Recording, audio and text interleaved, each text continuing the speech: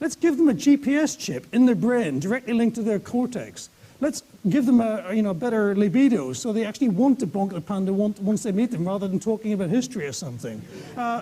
Let's make pandas bonk more and make more baby pandas. Let's do that. Let's redesign nature. And as we go through that process, let's look at the whole AI thing and linking things directly from inside their brain using chips to the network and the vastly enormous power that we can produce on the network compared to what you can do inside your brain. Let's give the panda human-level IQ, or 100 times human-level IQ. What happens once you start experimenting with this? Before you can put chips inside a human brain to connect you to a machine, someone wants to demonstrate that this is safe by doing it to a hamster. And when you get the first hamster with an IQ of 10 times as high as the highest IQ human being, Einstein or somebody, what do you do with that hamster? Can you just put it to death when it's 10 times smarter than you are, 20 times smarter? This is a really big ethical problem. You have to experiment on animals before you do it to people. At some point, you will have a superhuman hamster. Now, I don't care how stupid that sounds, but you will have to go through that stage. And chimpanzees and even smart bacteria. Now, e-babies is recognizing that you've got this link to the human world, and you can do this all with people as well. One of the people I used to be a boyfriend of, she is sterile. She would love to have kids, but she can't have kids. And she would dearly love to have kids. And I says, well, you can't have kids, so what? Well, so what is in 20 years' time, we'll have the genetic capability so you can walk into a clinic and get a piece of your DNA mapped, and you can get your entire genome. And you can decide which person out there, boy or girl, doesn't matter, and you can say, who do I fancy, who do I want to have a kid with, get their genome, walk back home to your PC, put both genomes into your PC, randomize the connections, and make a virtual human being. And you can do this billions of times with billions of different people. And then you can sell them on eBay. Because each one of those combinations, if you're a celebrity and she's a celebrity, each of those combinations is saleable, and you can make a lot of money from that. So where do we go from there? E-babies, that's where we go. And eventually you get the computer simulation where we know what this person's going to look like. We can probably even simulate what their brain's going to be like in a particular environment. So you can end up with virtual children.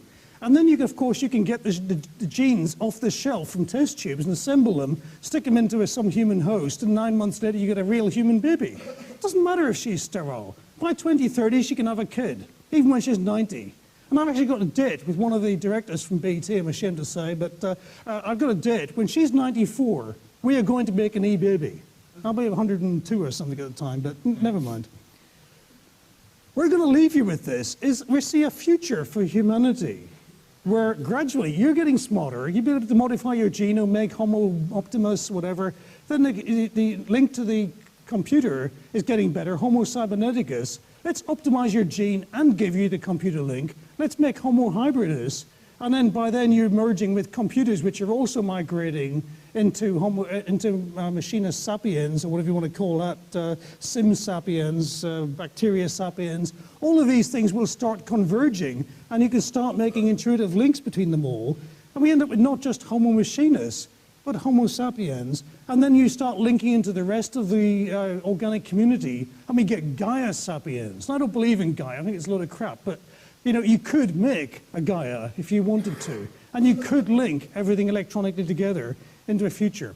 So my final slide, I'm going to leave you with this thought. What does your post-organic life look like? When you die, your body dies, it decomposes in the grave. So what?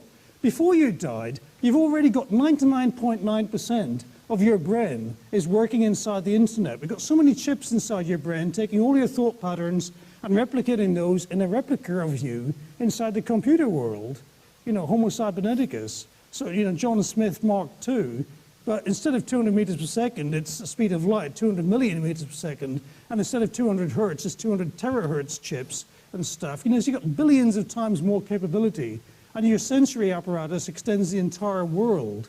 So you are part of the global consciousness of all things before you die. Looking around this room, almost everybody in this audience should be immortal, except me and Steve. And I'm really pissed off about that.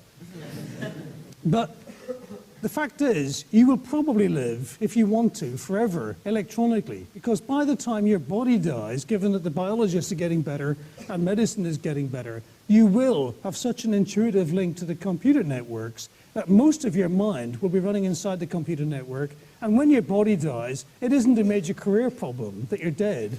You just pick up an Android from B&Q or Computer World or something, and you go back to work on Monday morning as if nothing had happened. That's the kind of future that's actually possible. I don't care about the credit crunch, that's just noise. The technology says you can do this, and you will do this. The pension funds can go to hell, I don't care, because I'm going to be living in cyberspace. But really, I am so pissed off. I am the last generation of organic life that will die just before this happens. And almost all of you, as the audience, are going to live long enough that you will see this happen. I'm going to leave you with that thought. I am really pissed off. You've got it. I haven't. I am annoyed. So there we are.